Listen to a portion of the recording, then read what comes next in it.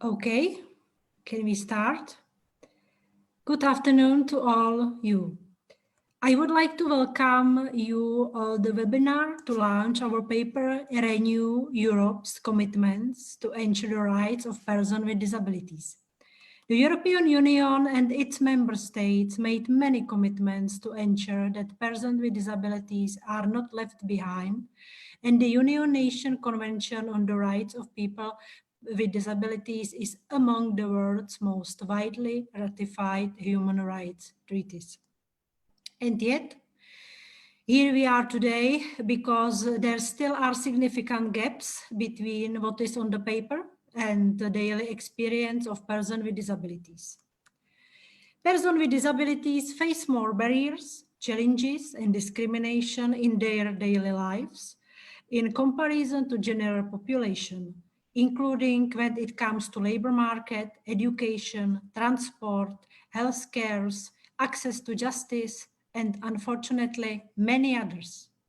Moreover, the current pandemic and the measures introduced by the member states have disproportionate effects on persons with disabilities, such as disruption in person assistance and care, unequal access to or complete exclusion from health-related information and healthcare, lack of precautionary measures in institutions, and many others.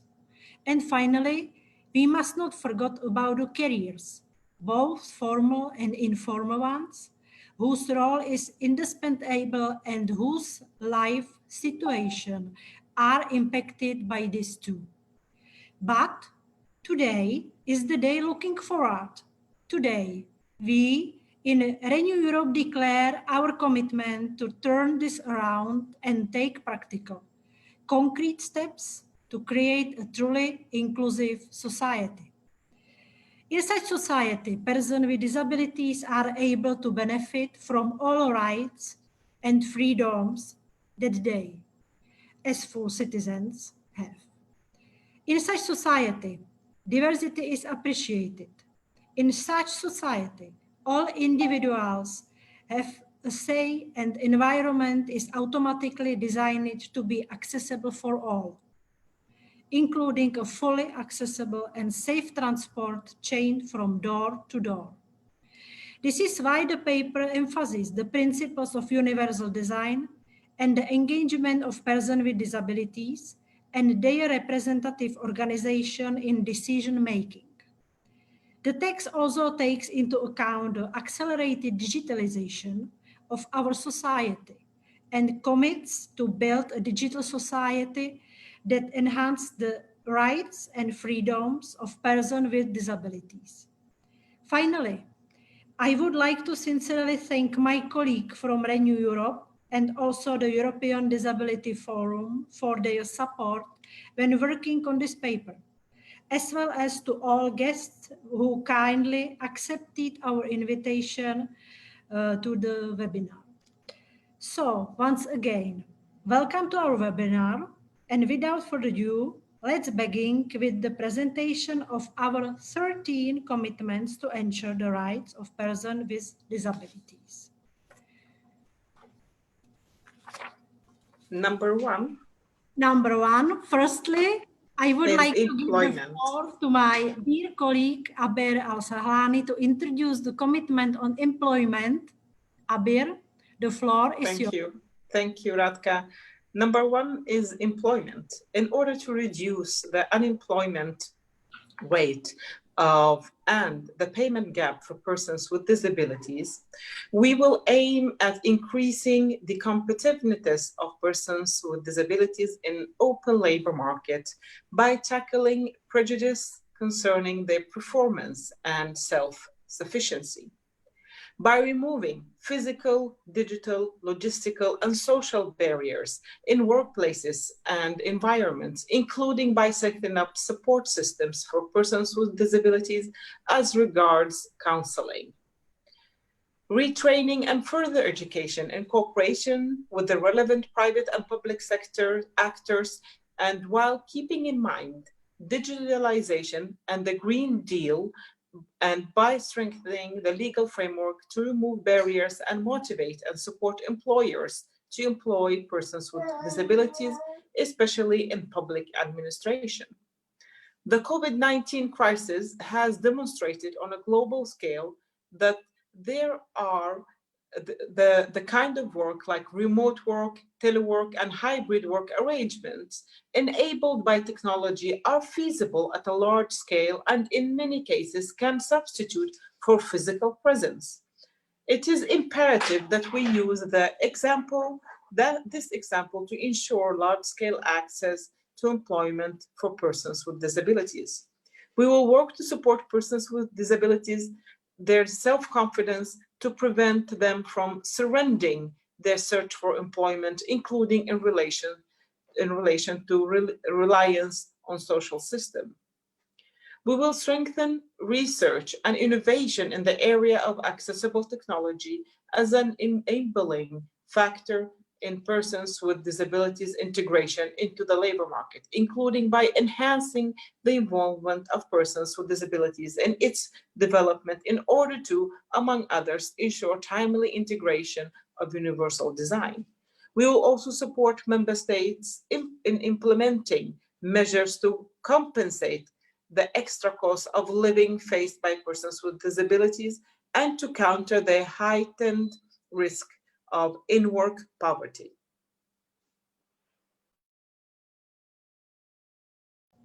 Thank you, Abir. I now have the pleasure to present our second commitment on education. Education, application of the principles of inclusive education is the basic prerequisite for good labor market access. As regards primary and secondary education, a child with a disability has a right to education in her place, he or his place of residence on equal terms as other children. To achieve this, it is vital that the member states ensure inclusive distance education and accessible digital tools used in education. New distance learning and e-learning system poised to become an integral part of our education system should be designed and built with an inclusive and based on disability encompassing architecture from day one. Member states should motivate school through sufficient financial as well as specialized support, including support through legislative means. We will also work to enable to enhance young person with disabilities participation in mobility programs such as Erasmus+, European Solidarity Corps, Discover EU, and in studying abroad in general. Beyond that, we highlight the role of media in delivering disability-sensitive messages, which can contribute to raising build awareness on disability and in particular on the skills and capabilities of persons with disabilities. Renew Europe will also work to support communication campaign focused on awareness raising around disability issues generally and specifically as regard little-known disabilities such as deaf-blinds. Without such awareness, persons with disabilities can be vulnerable but invisible in their communicative and social environment. And now, I will give the floor my colleague, Chrysoula Zacharopoulou, to present a commitment which is close to her heart, the commitment on family life and freedom from violence. Chrysoula. Thank you, Radka. Good morning to everybody.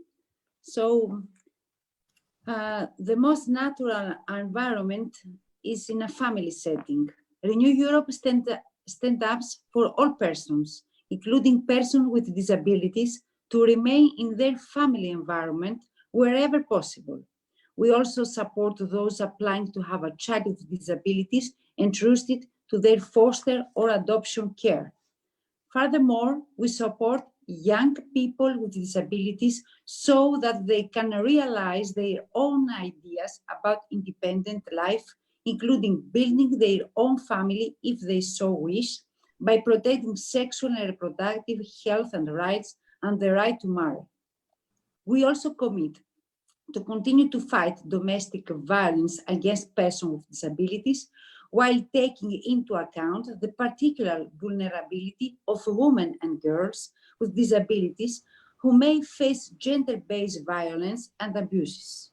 Renew Europe strongly supports the urgent ratification of the Council of Europe Convention on Preventing and Combating Violence Against Women and Domestic Violence, Istanbul Convention, by the EU and all its member states.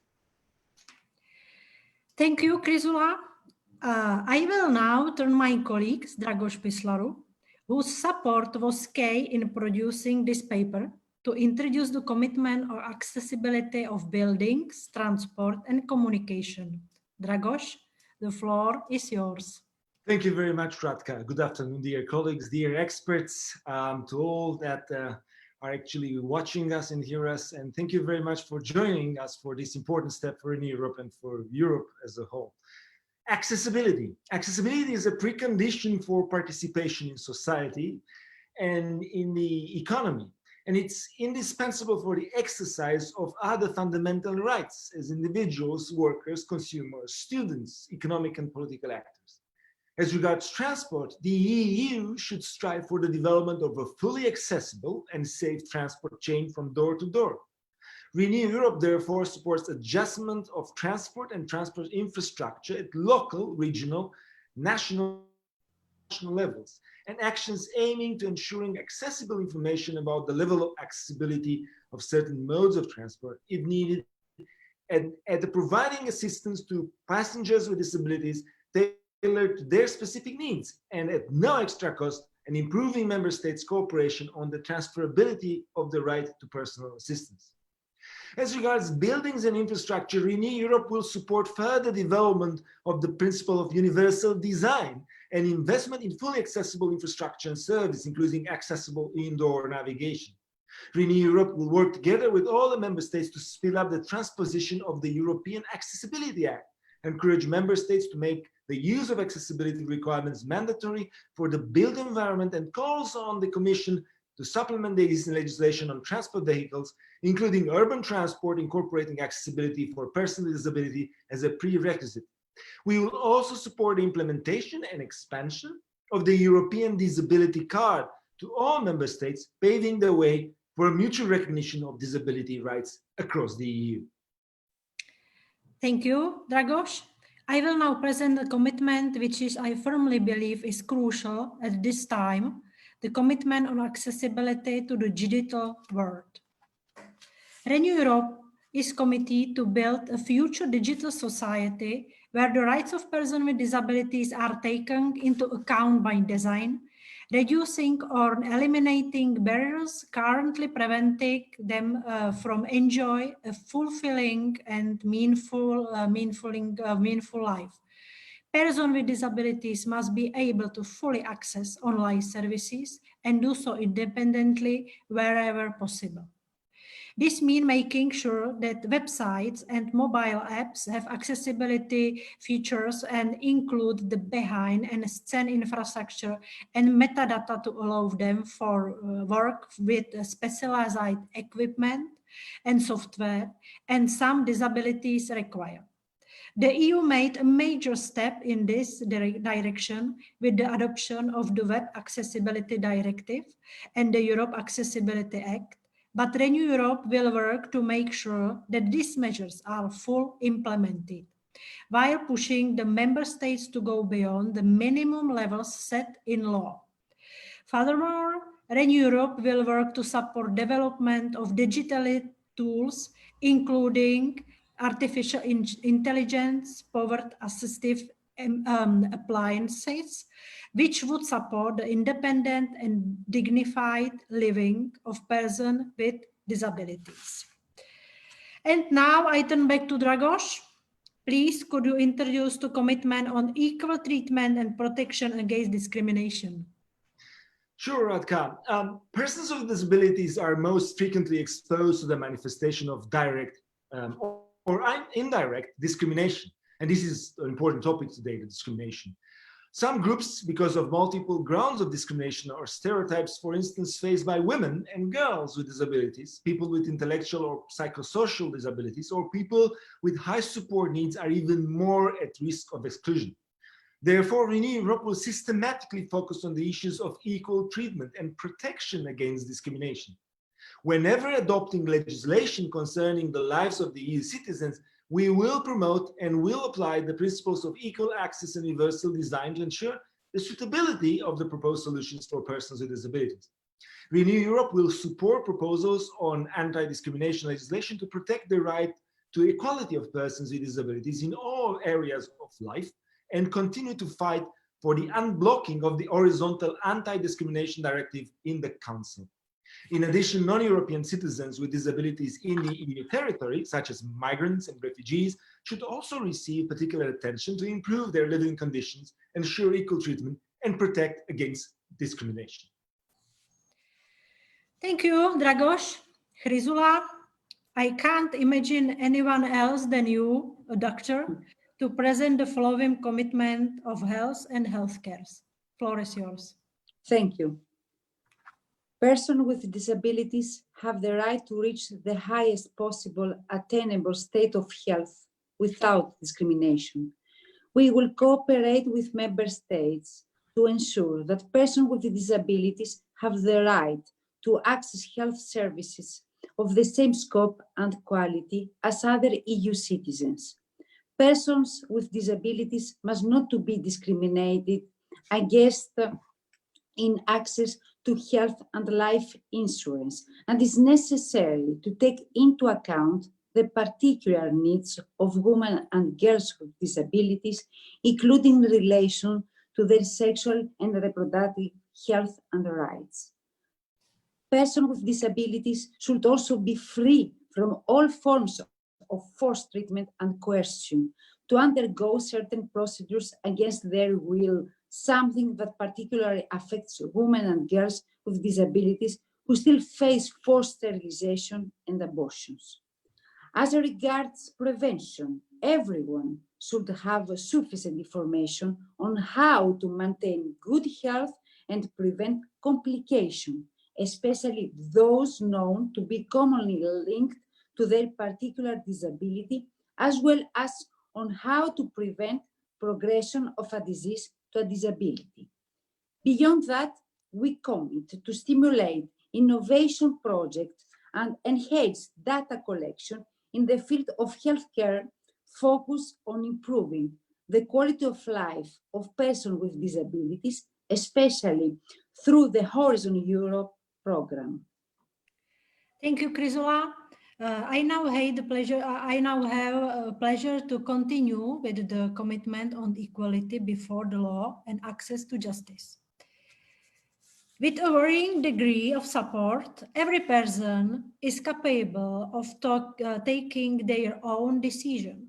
Renew Europe will, through its representatives at all policy levels, promote such assistance so that persons with disabilities can exercise their rights in all areas of life and in accessing justice. For example, provision of procedure accommodation, for instance, by providing sign language interpretation, video testimony, information in Braille, or easy-to-read formats. As regards civil proceedings, persons deprived of their legal capacity should have access to court hearing on all matters concerning them. In addition, persons with disabilities are highly overrepresented as victims of violence, often lacking sufficient legal protection, causing underreporting of crimes. More legal awareness, aid, and guidance for particularly vulnerable victims of crime is needed by providing links with resources on the internet, as well as information leaflet to help guide and support victims. Dragos, the floor is yours to present the commitment on independent life. This is one of the crucial things that we aim for. Independent life refers to the freedom to choose one's place of residence, having access to home-based services and residential and community support services, including personal assistance. A prerequisite for an independent and self-sufficient life for persons with disabilities is ensuring adequate accessible housing stock. As many persons with disabilities have precarious contacts and low salaries or are more at risk of poverty and social exclusions, we need to work to set up support structures adapted specifically to them. It is also necessary to continue to systematically assist the deinstitutionalization process, thereby shifting the provision of care from institutions to community-based services in line with the UN CRPD.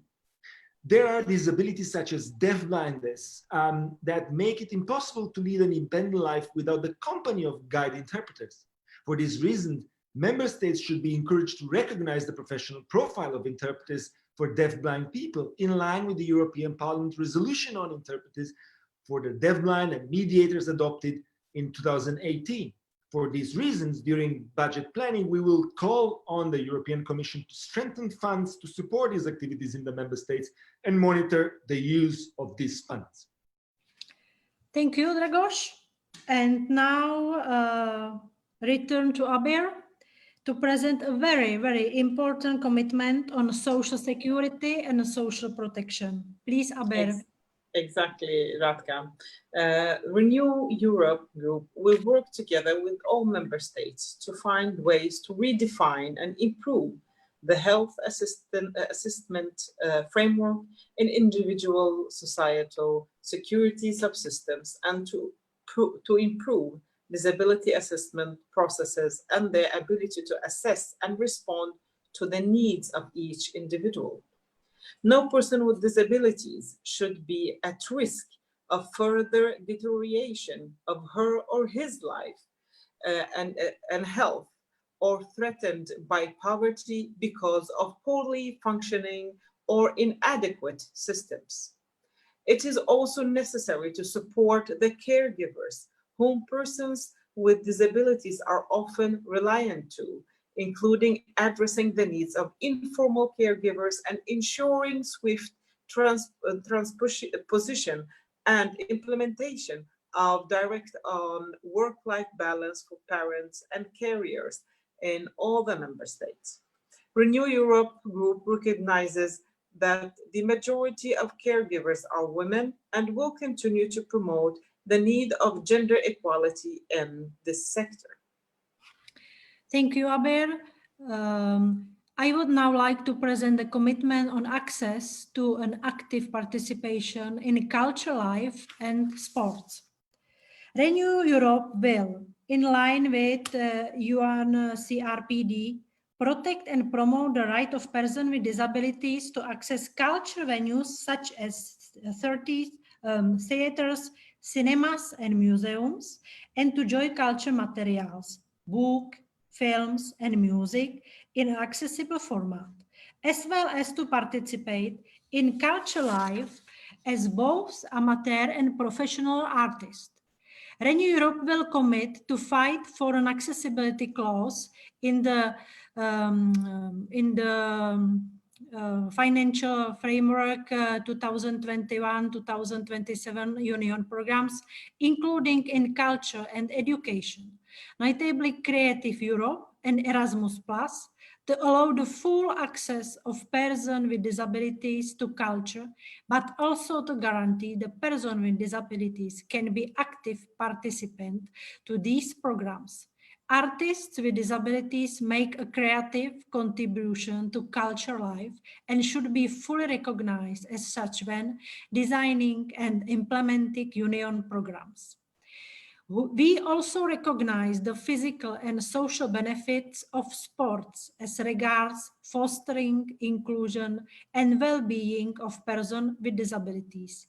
We stand for persons with disabilities to be included in sporting activities at all levels to the fullest extent possible. And Dragos, could you please continue with the commitment on rehabilitation? Absolutely. I mean, the basic purpose of rehabilitation must be to minimize the direct consequences of permanent or long-term disability as much as possible and to enable recovery or return to a dignified, active life.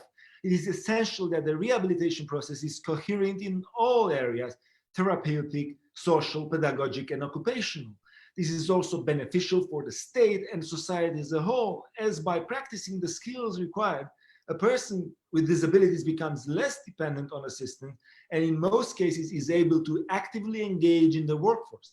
This in turn makes the person more economically self-sufficient and strengthens their self-reliance and self-esteem. Thank you very much, Dragos, Aber, and Chryzula. And finally, I am very happy that Mrs. Catherine Norton, Executive Director of European Disability Forum, accepted our invitation and agreed to present our final commitment on participation of persons with disabilities and their organization in the public administration. Let me emphasize how much I appreciate the support provided by the EDF in the production of this paper and in general. Catherine, the floor is yours.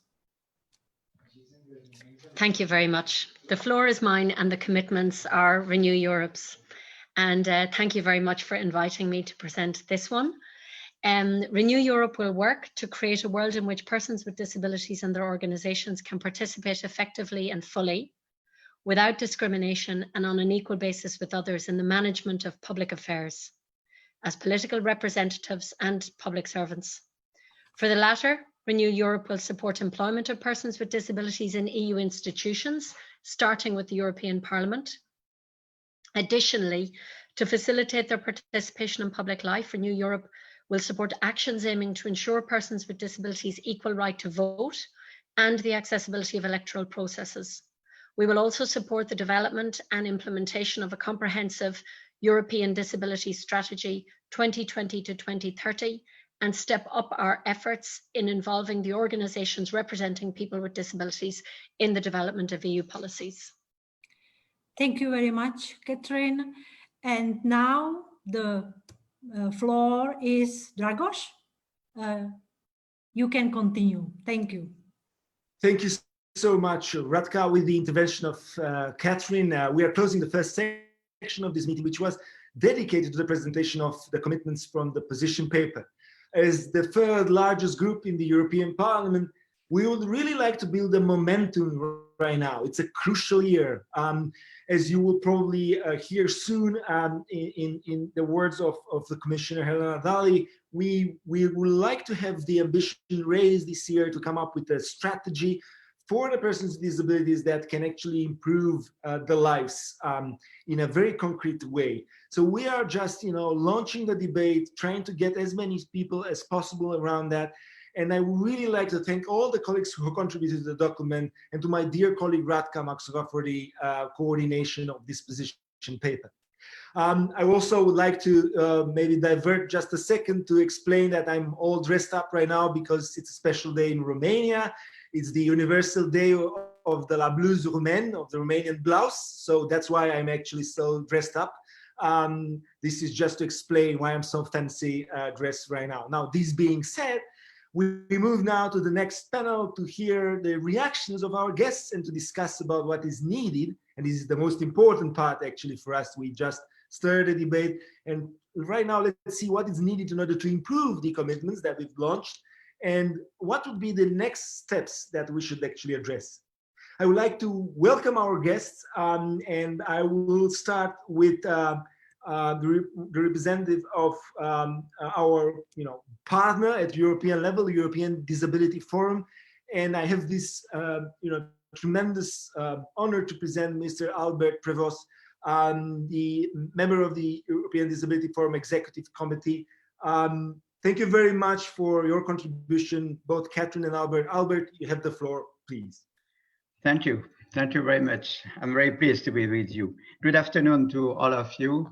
I'm very pleased and honored to speak to you this afternoon. As you mentioned, I'm a member of the Executive Committee of the European Disability Forum, EDF. And I'm also Vice President of the French Council of People with Disabilities for European issues mainly. Well, I understand that time is limited, and so I will stick to a few key points. But first of all, I want to thank Renew Europe for the invitation of EDF to this webinar, and more importantly, for presenting publicly its commitments to ensure the rights of persons with disabilities, and for doing so by involving us in this event and in the preparation of this important document, because we think your document is very important. For those who may not know us, the European Disability Forum, as said Catherine before, is the umbrella organization representing 100 million persons with disabilities in Europe through their active participation in policy making. We are an advocacy organization which mission is to ensure that the EU and all its member states fully implement the United Nations Convention, CRPD, Convention for the rights of persons with disabilities. We do also appreciate very much that the 13 commitments you exposed to us are deeply rooted in the United Nations CRPD as the guiding document to guarantee that persons with disabilities will participate in all aspects of life on an equal basis with others. And I can assure you that we are ready to support you in achieving these commitments. Now, I would like to draw your attention on 3 aspects, because time is limited, which we believe crucial to succeed in this common goal: the structure, the resources, and the ambition. First, the structure. As you say in your document, we must achieve a comprehensive Europe disability strategy for the years to come, of course. However, without necessary structural changes in the EU institutions, we may fail. This is why we have been advocating for a powerful disability focal point in the Commission, supported by other disability focal points in all DGs and agencies. This goes as well for the Parliament and the Council. Without the appropriate coordination and high-level mandate to implement the CRPD, the results might be scarce, and the EU will not fulfill its obligations as a public administration either. In this regard, I would like to particularly thank MEP Maxová, thank you, for her efforts in promoting these focal points and this policy coordination. Thank you. Second point, we need the resources. The resources not only on these structures, but also through all the relevant programs of the EU budget. You mentioned many programs in your document: structural funds, Erasmus+, Solidarity Corps, Horizon Europe, Invest EU, Creative Europe, and so on, etc. We fully agree with you that it is indispensable that all these programs do not discriminate against persons with disabilities, support their will to independent living, ensure respect to accessibility, and allow organizations of persons with disabilities to access these funds too. This is quite important. As for other funds, we would like to stress for the moment, but it's very important too, the importance of following closely the funds allocated to respond to the effects of the COVID-19 pandemic. Since persons with disabilities, as you know, and their support services have been dramatically impacted by the crisis. Besides, we also encourage you to support the creation of a disability rights guarantee to fight against poverty and social exclusion of persons with disabilities through facilitating their education and employment. Education is very, very important. Finally, thirdly, we have all of us to be ambitious. We agree with your commitments, we share them, but we need you to be strong in legislative negotiations. We cannot compromise always on the rights of persons with disabilities when things get difficult with the Council or with other stakeholders. I can take the Accessibility Act passed last year, for example. I think, well, if I say I think, I'm sure, we could have gone well beyond what we got. In this legislative term we are now, we need to prove that a renewed Europe is possible and positive for persons with disabilities. So, EDF calls you to be ambitious for people with disabilities in all the important files to come. For instance, the implementation of the EU Pillar of Social Rights, the EU Disability Card, we have to speak of that, or the long-standing political discussions about an anti-discrimination legislation. To conclude, these two brief remarks, I would have had much more to say. But to conclude, I want to encourage you to keep involving us in all policy files you will have to deal with on a meaningful way, of course, following our guiding motto that you know very well, nothing about us without us. You can do it by joining the Disability Intergroup or directly us, EDF.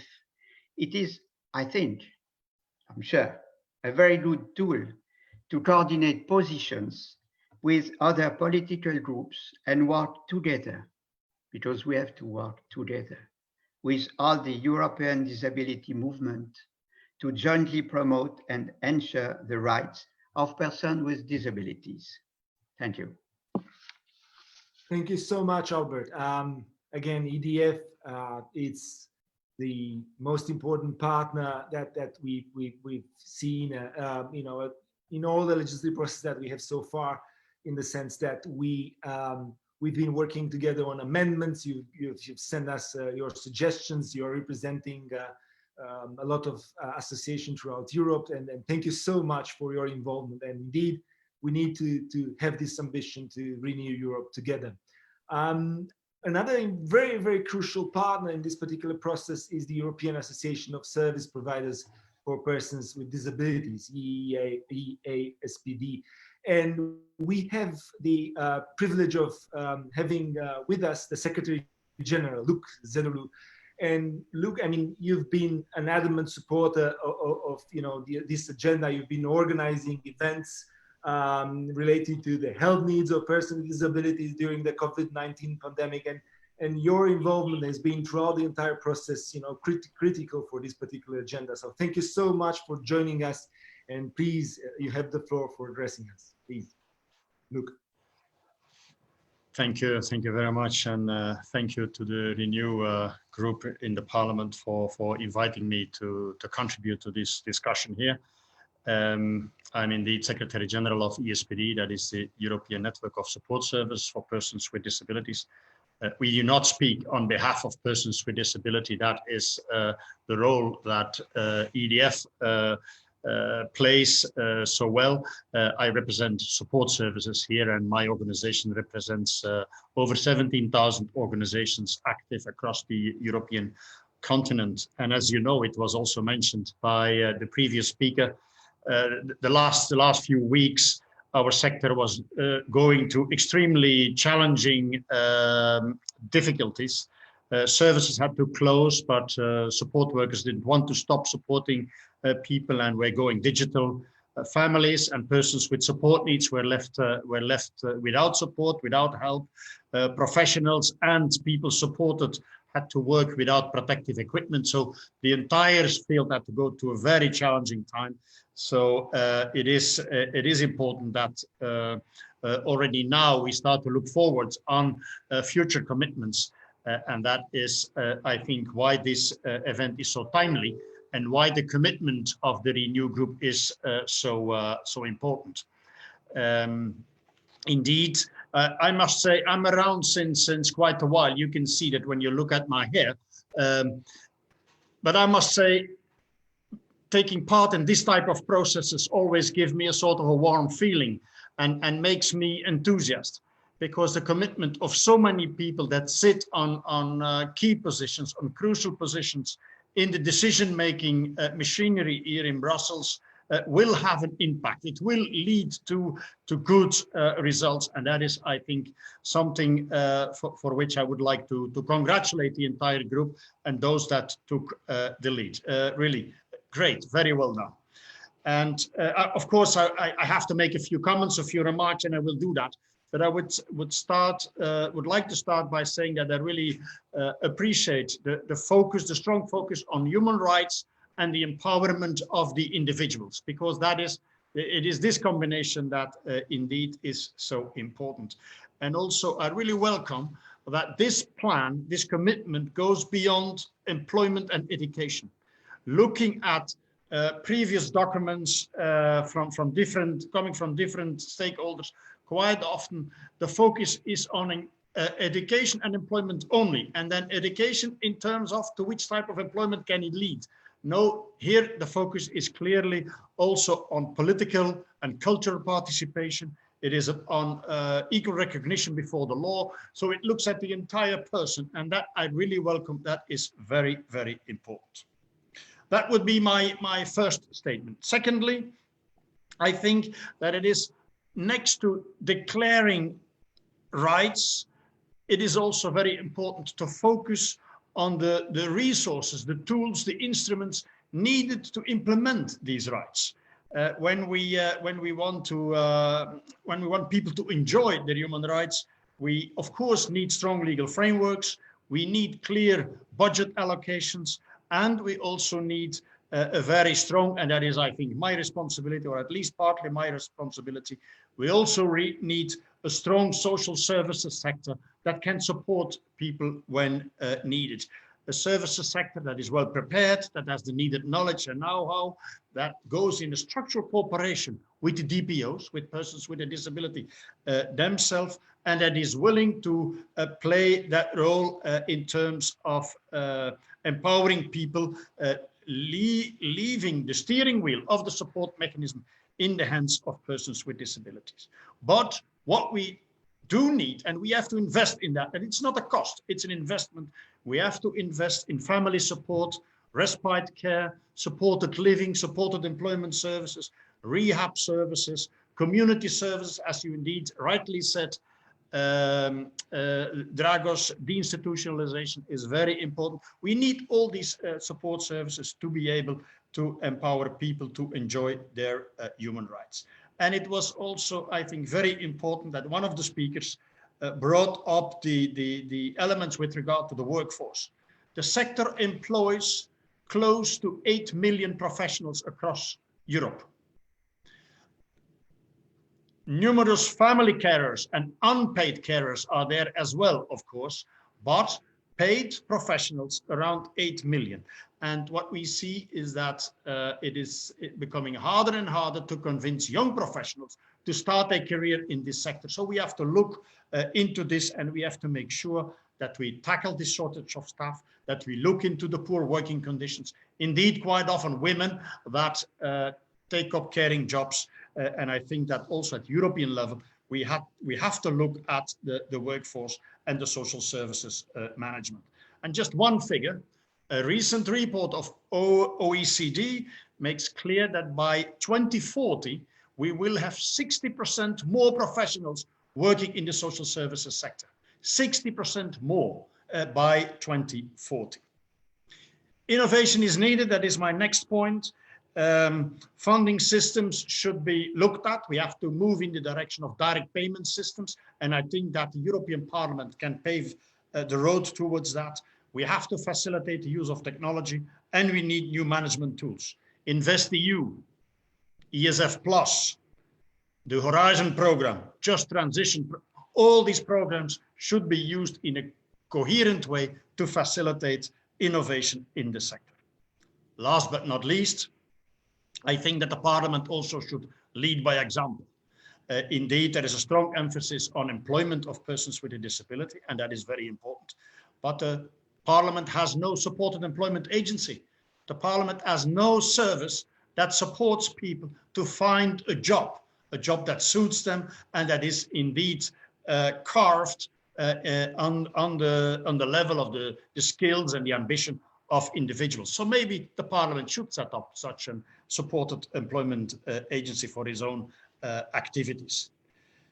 Last remark, I think that as disability movement, it is important that we come out of our bubble. We talk a lot about bubbles in COVID-19 times. Well, as a movement, we should come out of the bubble as well, and we should try to build up relations with ordinary youth organizations, schools, trade unions. We have to work with the, let's say, mainstream actors in society to make sure that all persons with a disability can enjoy their human rights and can enjoy a more inclusive Europe. But again, congratulations, and ESPD will be with pleasure a partner to implement your plans and your ambition. Thank you very much. Thank you very much, Luke. I will actually pass the message to our casters and to the management of the Parliament.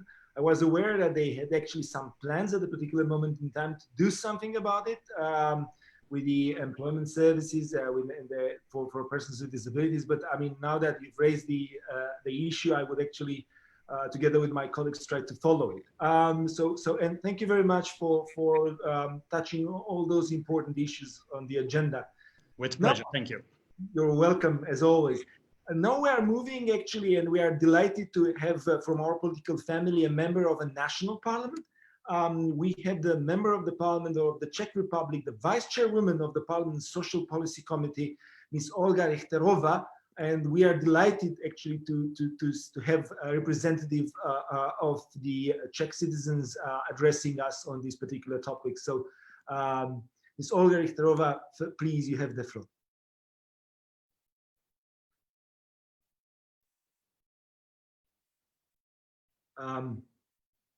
I mean, we are given the fact that it's a webinar and there are always glitches like that. It seems that we have a connection problem with Olga. I mean, we are going to welcome her immediately. She's going to be connecting back.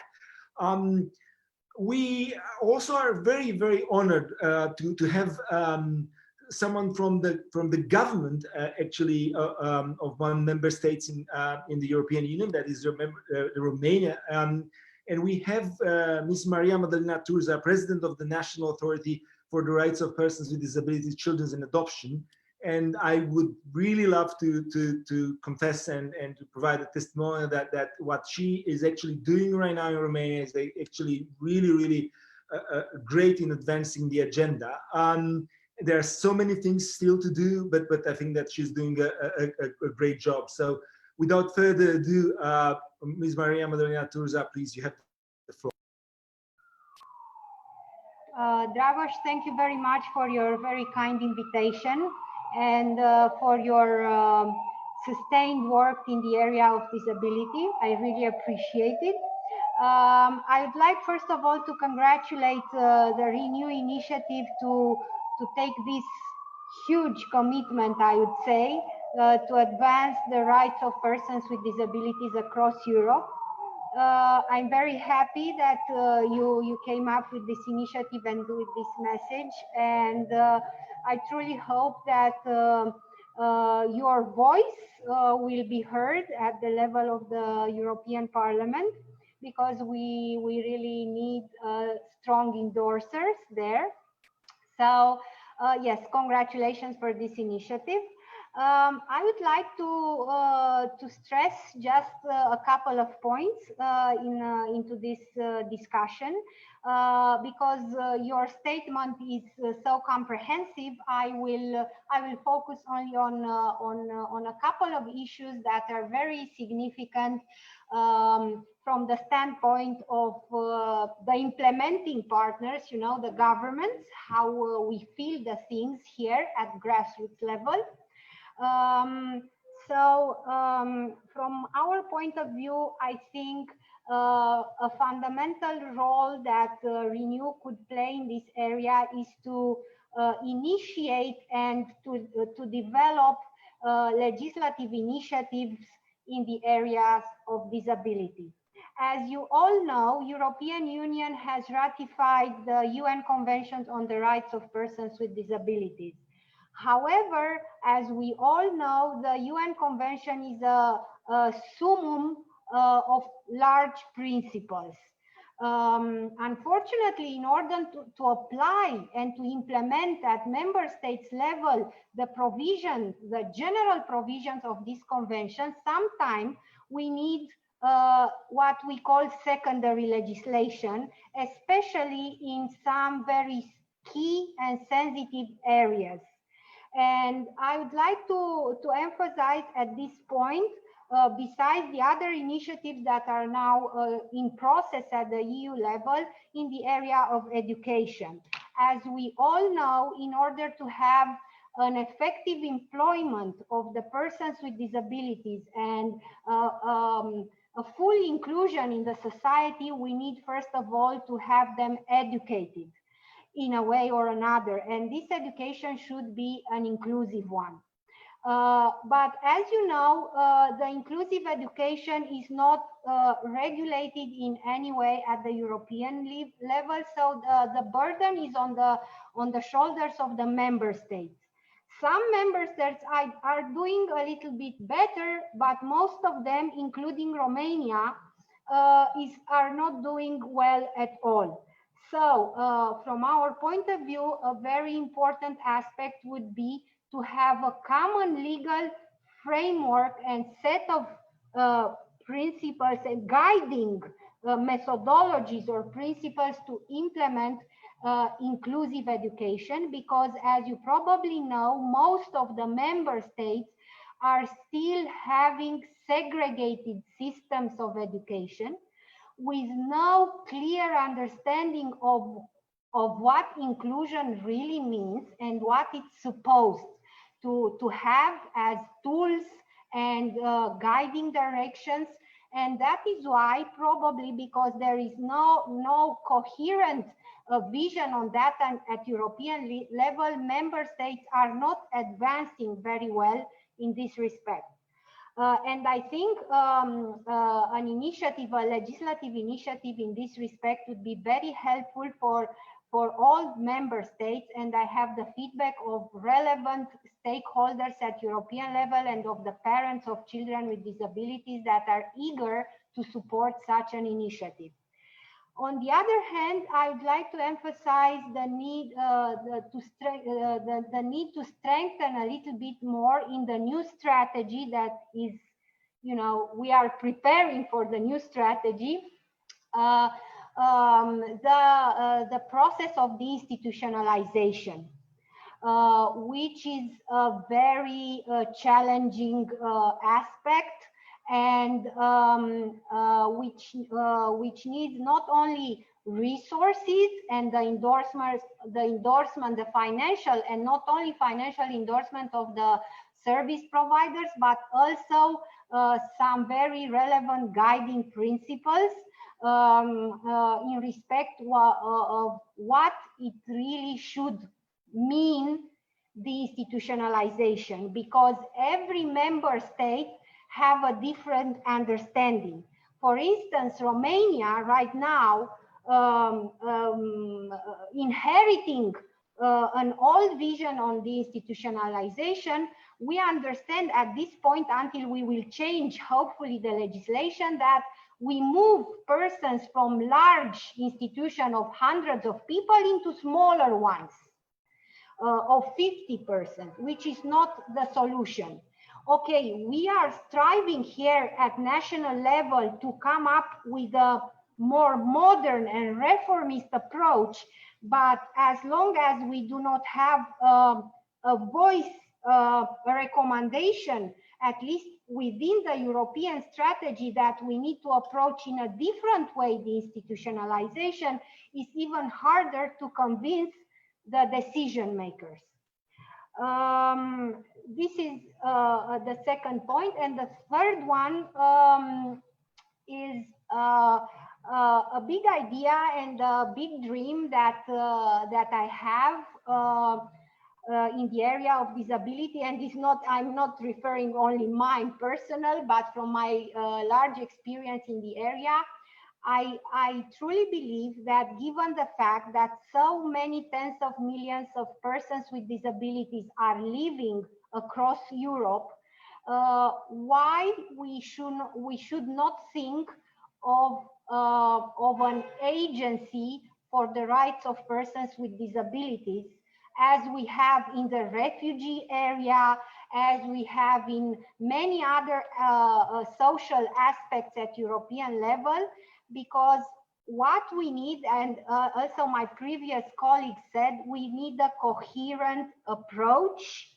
and we need an actor at European level that would give a coherent approach, and that we will monitor and coordinate at policy level the measures. It's just an idea, and because we need that the voice of persons with disabilities to be enhanced also at European level, and that is why I truly thank you for your initiative, and I'm very open to contribute both as a member and representative of the Romanian government, but also as an expert in the area of inclusive education and rights of persons with disabilities. Each and every time you think that my expertise will be beneficial for you. Thank you very much, and I truly wish you good luck, and hope to meet you in person soon. Thank you so much. I mean, that's really wonderful to have here basically both the legislative part at the European level, at national level, and also the executive part, and then obviously the representatives, of the civil society. Ms. Souza was actually an activist for disability rights, and she was campaigning, so she knows grassroots these realities, which is very valuable. And thank you so much for your commitment and for what you're actually doing and delivering right now. Our next speaker, we are actually delighted to have a member of the European Women's Lobby Executive Committee, Ms. Pirko Mahlamaki. And we are looking forward to this particular perspective related to gender, but not only to that. We've been actually talking before starting the conference, and I was actually delighted to see the marvelous insights that Pirko has actually brought. So without further ado, Pirko, please, you have the floor, and thank you so much for joining us. Thank you. It's really an honor to be here. And it's really something inspiring to read the commitment from Renew Europe, because this commitment really shows a way towards a renewed and a better Europe.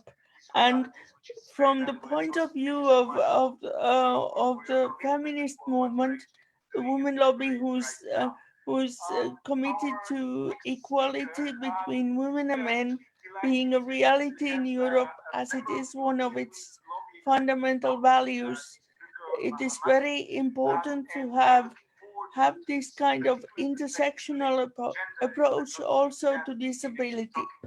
For women with disabilities, often the fact that the gender aspect and the other aspects are not recognized. They are not often recognized as women and girls, and their identities as women and girls is not supported and nurtured in a way that it should be in a fully inclusive and equal Europe. So this is my first point. Thank you for your commitment. Thank you for your approach in terms of taking the UN Convention on the Rights of Persons with Disabilities and making it a reality in the real everyday life.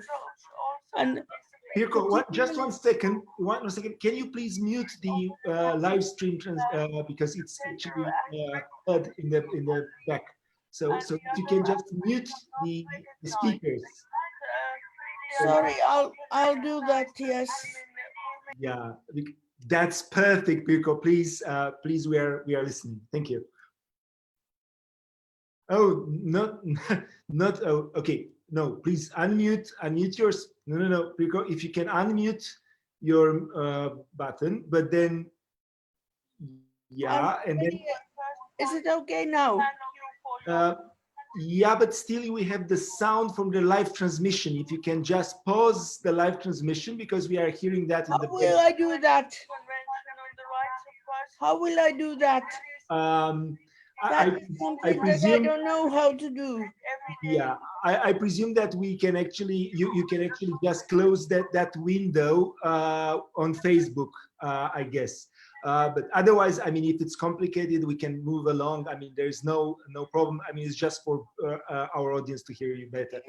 I'm sorry, I can't. It's perfect. It's perfect. Please go on, Pirko. Thank you. Thank you. Oh, not. Oh, okay. No, please unmute yours. No, Pirko, if you can unmute your button, but then. Yeah. It is unmuted. I think that you can go on. I mean, there is a background noise, but then there's no problem. I apologize for intervening. So please, I mean, you continue your intervention. Thank you. Okay, apologies for that. But as far as I can see, it is unmuted now, but I'm hearing many voices. So it's like a cacophony of voices at the moment. So it's rather difficult to address you.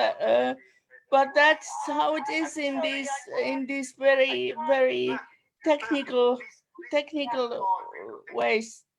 So, but the key message, I think, will be the fact that it is important to have this intersectional approach and to have also the gender approach and the feminist approach. And particularly, I promised to advertise the Purple Pact of the EWL, which is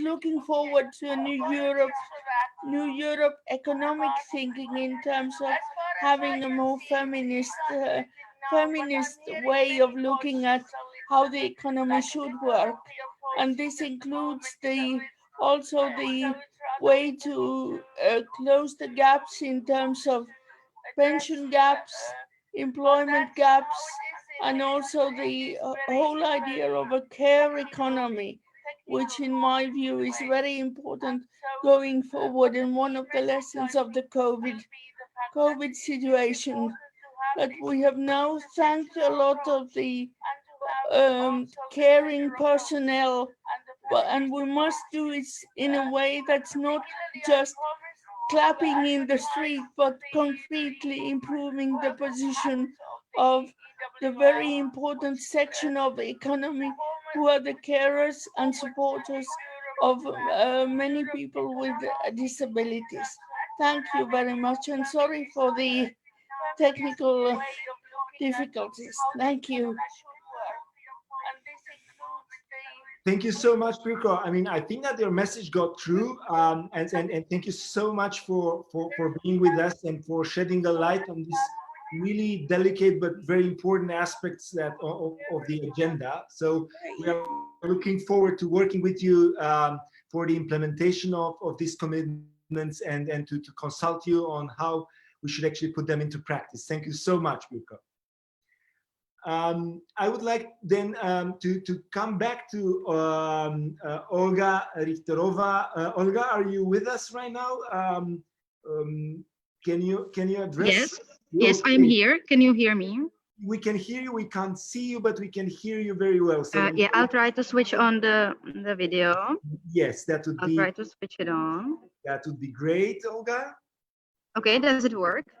Yes, perfect. So please, you have the floor. Okay, hello. Hello, everyone. I'll be very brief. I am very happy that today's meeting is taking place and that I can be part of it. I just wanted to stress the need for a unified approach because there is this lack of unified card or unified certificate for people with disabilities. I am sorry for the sound. I know that it's not perfect from my side.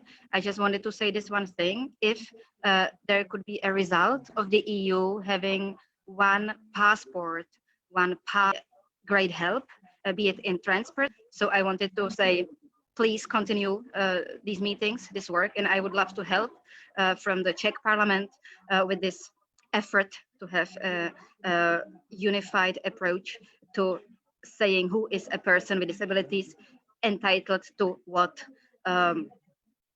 train pass, gallery entrance, etc. So thank you. This is from my side.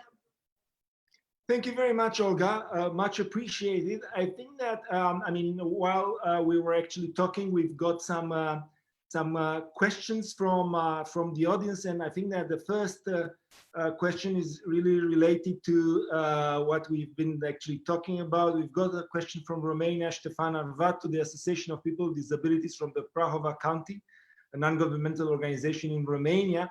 The question is, in chapter 4 of our position paper related to accessibility of buildings, transport, communication, personal mobility, you mentioned the European Disability Card. Is this finally the solution that allow us disabled people to travel freely from, let's say, Bucharest to Madrid without having to show justification papers all the time wherever we travel? So who would like to answer this particular question related to the European Disability Card? Any intervention from the panel?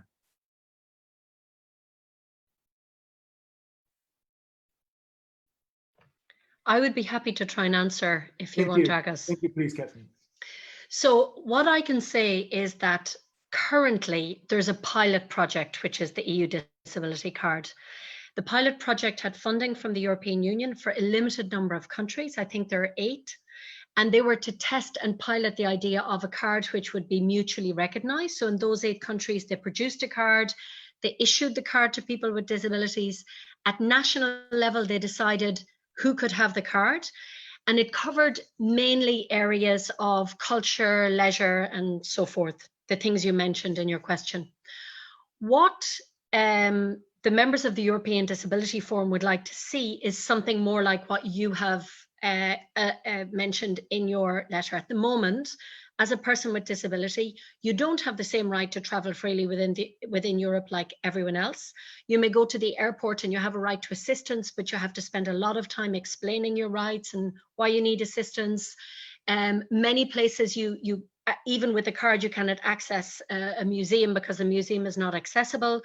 But what we would like to see with a EU disability card would be like EU parking card, a card that you get issued at home and that then you can use anywhere you travel in Europe. You can use it at the airport, so you don't have to get into conversations about your need for assistance. You can use it. Now, it would facilitate freedom of movement. It would allow you to move around in Europe, but it wouldn't overcome accessibility problems because still we have to address that separately. You know, the fact that Europe is still not accessible, transport is still inaccessible, public buildings. But this is something that we are happy to work together with all our allies to make sure that in the next European disability strategy, the EU outlines how it will make this mutual recognition of disability status. So it means that, especially we notice that for people, family members with children with autism, with people whose disability is not immediately obvious to the person coming, you know, like at the door of the building or in the airport, that it's incredibly hard for people to have assistance and recognition of their reasonable accommodation needs. So this is something we'll work together to make it more like a European recognition of your disability that you could use across borders. Right now it's a pilot project, which is a good initiative, but it needs to be expanded. Thank you very much, Catherine, for this comprehensive answer. I mean, we will work together for the strategy, that's for sure. We've got another question from the Czech Republic, from Leoš Fučík, Opus Lacrimosa, an NGO in Czech Republic. How can you help with supporting of public transport condition for disabled people in the Czech Republic? A lot of trains are still inaccessible. Ms. Radka Maxová earlier in her mandate tried to push the Ministry of Public Transport. A big thanks. It says in the question, the situation is still the same. Radka, would you follow up on that, on the public transportation in the Czech Republic, and maybe with some insights for what we need to do at the EU level? Radka? Yes, I am in contact with Mr. Fučík, but as he knows, it's very difficult in Czech Republic, this situation, and I'll be pressure to our Minister of Transport and MPO to do the best way for the person with disabilities, and also for our NGOs, main NGOs in Czech Republic, Mr. Krasa, because I am not so successful with his input in this area. And I'll be in touch in Mr. Fučík, and I think it is not problem only in Czech Republic, it is also in whole Europe. And like disability card, as Catherine mentioned before, then focal point in European institution, and these transport points are very important for me, and I will push EU, European Parliament and European Commission and European Council to make change in this area. Thank you very much, Radka. Then we have a question from Frank from Enil. EU funds are still used to invest in segregated settings, but in terms of housing, in education. Will Renew Europe support a complete prohibition on investing EU funds in building or renovating segregating settings and institutions of any size? Will Renew Europe work towards the promotion and availability of personal assistance throughout Europe? Progress towards the availability of personal assistance and other community-based services can, for instance, be monitored within the European semester process. Because the question was asked to Renew Europe, I will try to provide the first part of the answer, but I mean also on the personal assistance and on the services, maybe Luke would like to shed the light on that. So to start with the question, obviously we will set a legislative framework at the Parliament level, and the commitments that we already put forward as a group directly mean that we are going to try to follow these principles throughout the entire legislation. So that's actually the whole point. It's not that we have the need of the strategy for persons with disabilities, but we need to follow in all the other pieces of legislation that our principles are actually taken into account. Obviously, this means that we need to go at the CPR, at the Common Provision Regulations, in how the European funds are being spent, and so on. And it's also, putting pressure on the government. Some of the things do not need necessarily to be regulated, but can actually be pressured in terms of initiatives at member states level. So a short version is yes, at least for the first part. Luke, would you like to intervene maybe on the second part related to personal assistance throughout Europe and how we should actually push forward that agenda? Luke? Thank you, and thank you, Enil, for the question and for the very pertinent remark. I first would like to go back, if you allow me, to the previous question on accessibility. I think that it is absolutely essential that we reach out to, for instance, universities and training institutes for architects, and where the people that work in the construction sector are trained and prepared, because accessibility is not only something technological or on mortar and bricks, it's also mindset. And that is what makes it quite often so difficult. It's so difficult to explain to people that even if 99% of the pathway is accessible, if there is 1% missing, the entire system falls apart. And that is the mindset that is absolutely needed and that we have to bring. And accessibility and accessibility requirements built for all type of approaches should be part of the curricula for architects and people working in this sector. And I think that we should work on that together with the European agencies responsible for it. And I think that the European Parliament could play a role there as well. When it comes to personal assistance indeed is, I think, one of the most powerful instruments to empower people to live the life they want to live.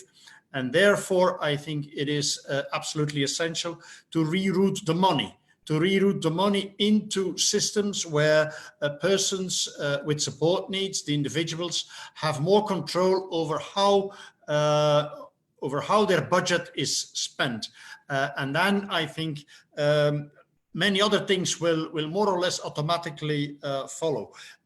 Personal control over the budget is, I think, very, very important. Having said that, personal assistance is not the only tool and instrument to empower people.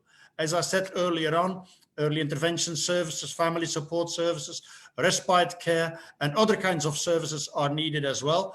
But I agree fully with the point made by Anil. We have to invest in personal assistance, and it should become available across the European continent. And again, the European Parliament could, I think, play a sort of a facilitating role here by bringing in the right standards and the right concepts. Thank you very much, Luke. Indeed, we need to push this agenda. I've been actually, hinted by Catherine that, 2021 is going to be, has been proposed as the European Year of Rail. And apart from the investment in infrastructure and so on, it should actually be a year of mobility and accessibility to rail across Europe. So yeah, indeed, that will be part of the answer as well. Now, we received many other questions. We are actually running a tight schedule. I can assure you all that you are going to be receiving written answers from us. And thank you so much for the questions. None will remain unanswered. It is actually right now a great privilege and an honor for us. And then I would like to thank so much Ms. Helena Dalli, the Commissioner for Equality.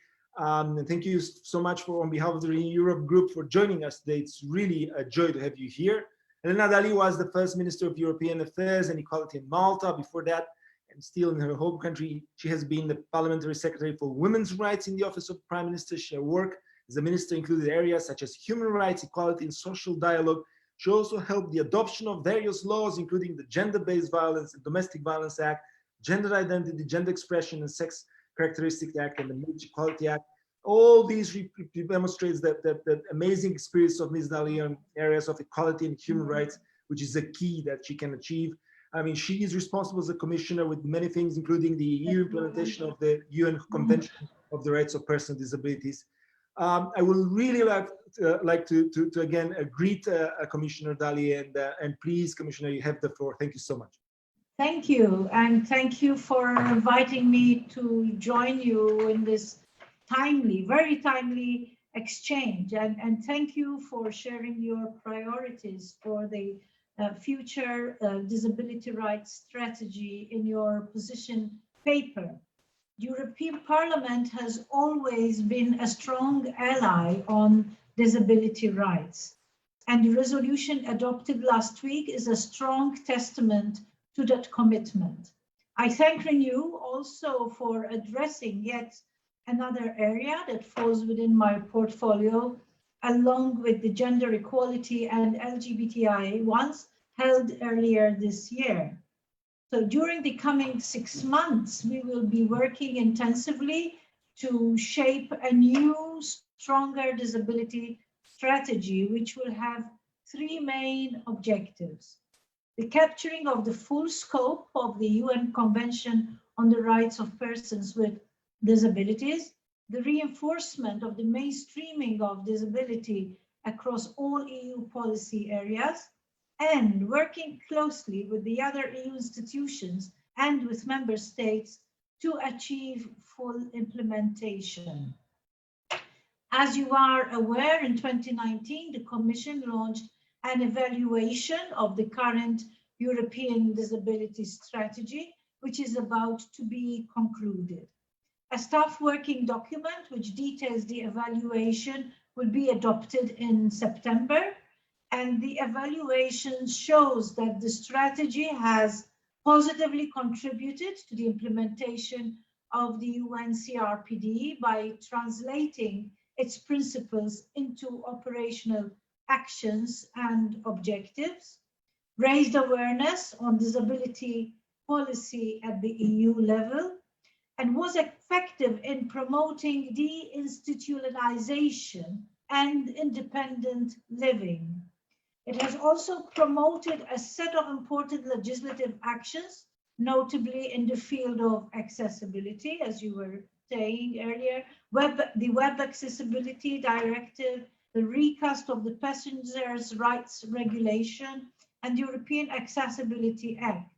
And here I add that the role of Renew Europe has been important in driving these actions through. Most importantly, the strategy contributed to placing disability high on the EU policy agenda. The strategy also meant stronger participation of persons with disabilities in the EU institutional processes. This enabled a better understanding of the problems and issues at stake, more inclusive policies and legislation, and an increased awareness of disability issue at EU institutional level. However, the evaluation concludes that implementation of the strategy did not fully meet the initial expectations, as not all actions of the strategy were fully implemented. The evaluation also highlights that the strategy did not adequately take into account disabilities that are not visible. And finally, the absence of clear indicators, benchmarks, and of an operating monitoring framework prevented the regular assessment of the current strategy's process. Preliminary indications on the future strategy, highlighting in particular conversions with the Renew Europe position paper, namely preparatory works for the new strategy are ongoing, and the results of the evaluation and the various contributions received from many stakeholders will be our guide. The detailed content and structure of the future strategy are still being developed. However, I can reassure you that many of the topics included in Renew Europe's commitment are key elements of discussion during our consultation process. Our starting point is that all persons with disabilities in the EU must be able to enjoy the rights set out in the UN Convention on the Rights of Persons with Disabilities. This means all articles of the Convention should be covered by the future strategy. The strategy will also be coherent with the Pillar of Social Rights and the SDGs.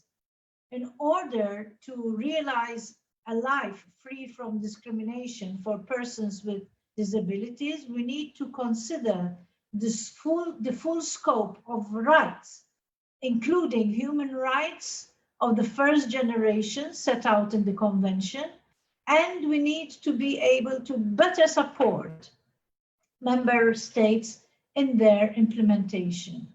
Beyond this, some key priorities are very clear to us.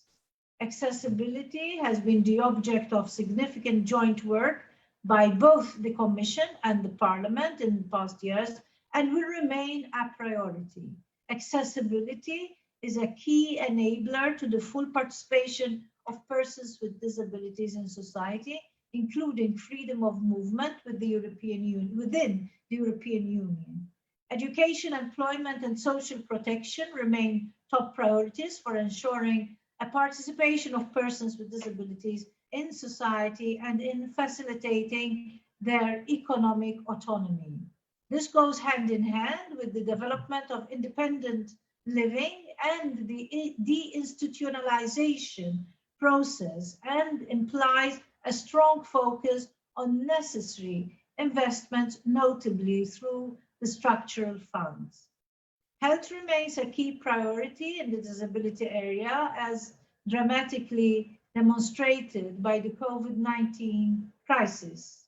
We will take into account the various impacts of this crisis, not only in the area of health, but also on employment, education, social services, and social protection. And the driving objectives of this Commission's mandate will also be tackled in a more transversal way throughout the strategy. the green and digital transitions, which must be socially sustainable and inclusive, demographic change, the intersectionality of inequalities, and violence against persons with disabilities. In defining the future strategy, we are also reflecting on the governance mechanism for the implementation of the UNCRPD at EU level.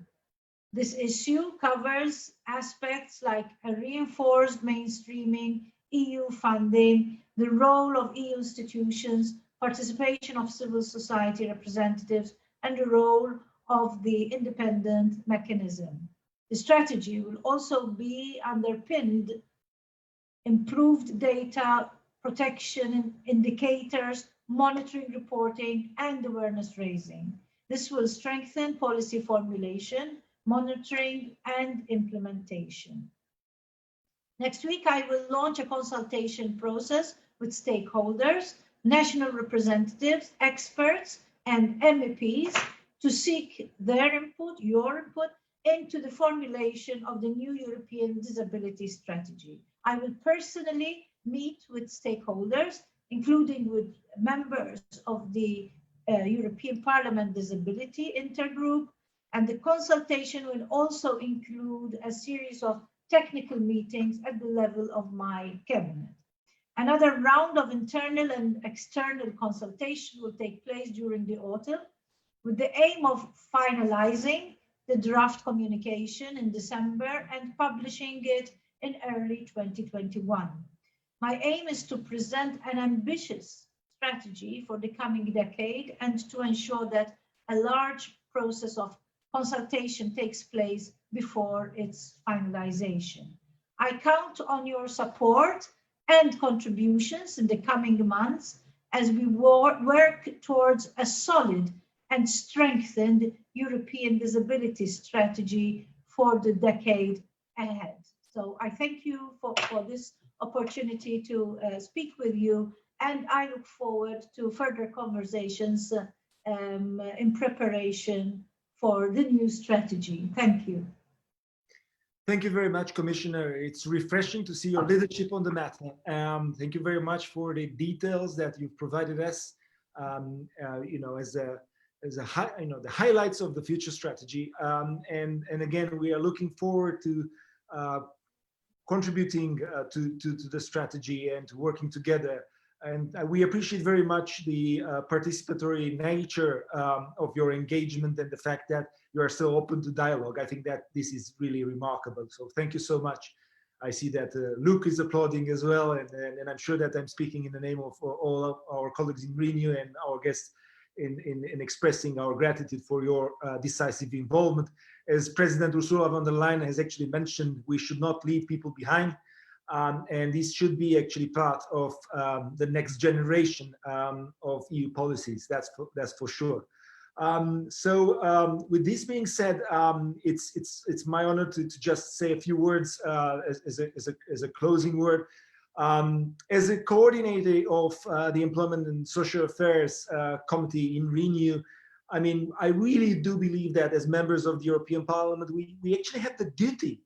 It's actually our duty to make the voices of European citizens heard. And that's especially including the voices of those who have been less heard, and persons with disabilities are actually one important category. We are right now, I guess, I hope, building a momentum for this particular category that has not necessarily been neglected completely, but I would say that we haven't done enough for this category of protecting their rights and providing access and opportunity for a dignified life.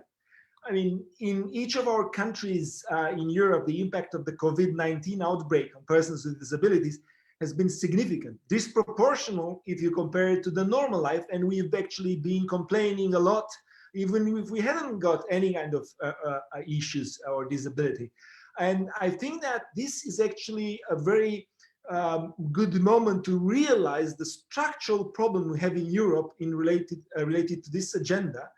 And I mean, when we've seen the outbreaks of infection in residential centers, the job losses, the worsening poverty, the loss of care services, or the emotional impact caused by isolation, discrimination, or limited access to information, all this has been enhanced, 10 times more for the vulnerable people.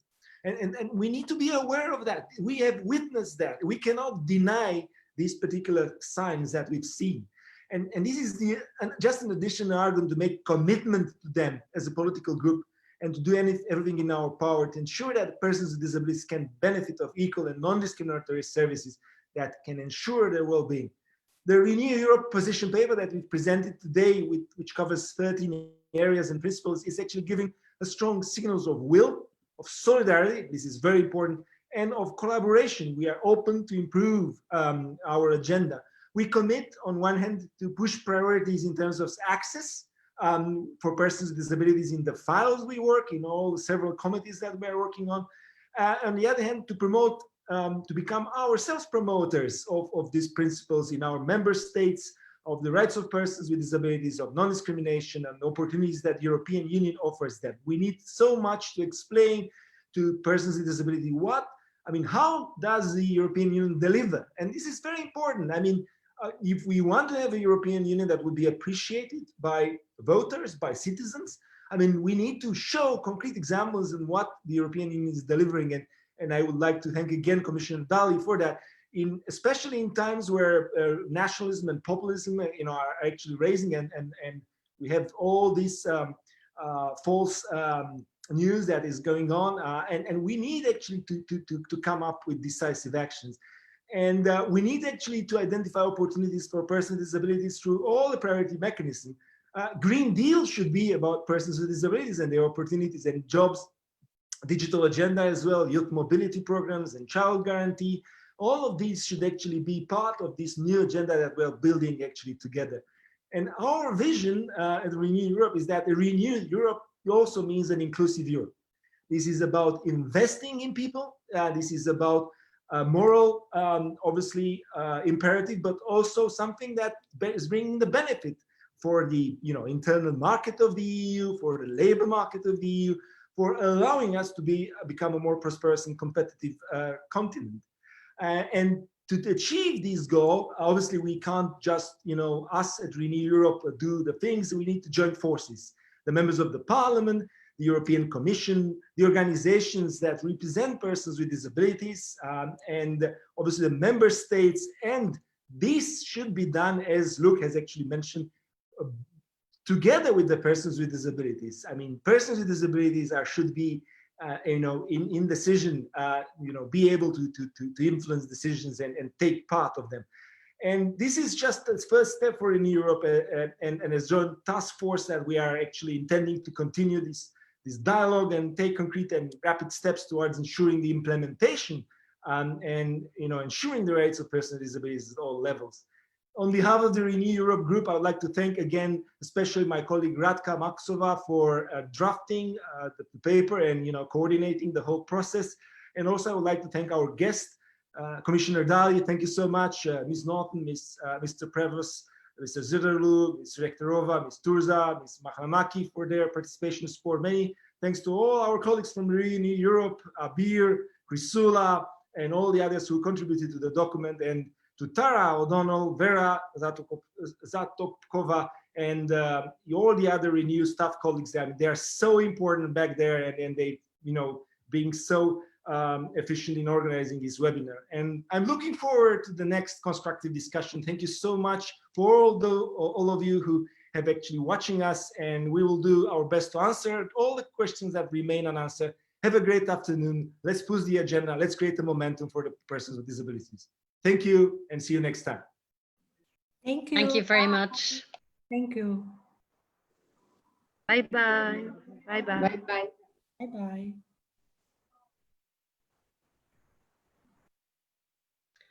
Really, thanks very much to all of. Thank you very much, Catherine. Much appreciated. Thank you, Luke. Thank you very much. That was really appreciated. Pirko, I'm sorry for the technical difficulties. Hi, Pirko and Albert as well. Yeah, I think that we got your message, Pirko. So thank you so much for being with us. Thank you, Albert. Thank you very much, Madalina. Thank you.